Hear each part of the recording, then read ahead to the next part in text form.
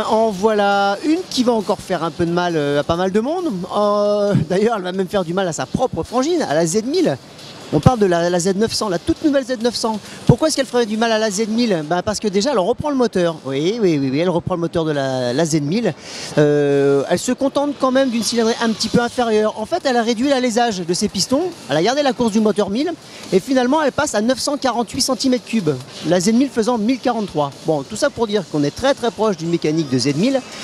D'ailleurs, niveau puissance, on est bien parce qu'elle nous annonce à 124 chevaux, la Z900. Et au-delà de ça, elle perd beaucoup de poids. En fait, comme sa petite sœur de Z650, elle perd beaucoup de poids, presque 20 kg. Ça commence à faire quelque chose de conséquent. En tout cas, ça fait un rapport puissance, coupe, poids plutôt intéressant.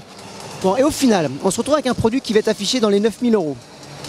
Une Z1000, encore une fois, c'est plutôt 12 700 €. Donc on est encore sur un autre segment.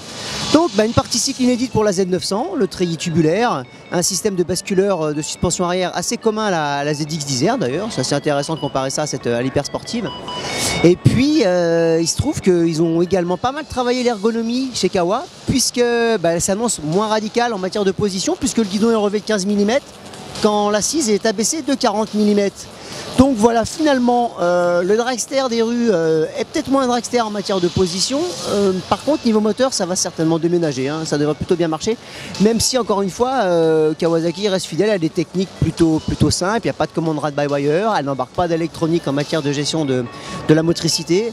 Elle a l'ABS, bien évidemment. Donc voilà, en tout cas, pour 9000 €, on a non plus un roadster mid-size, on a un roadster avec les épaules bien carrées quand même.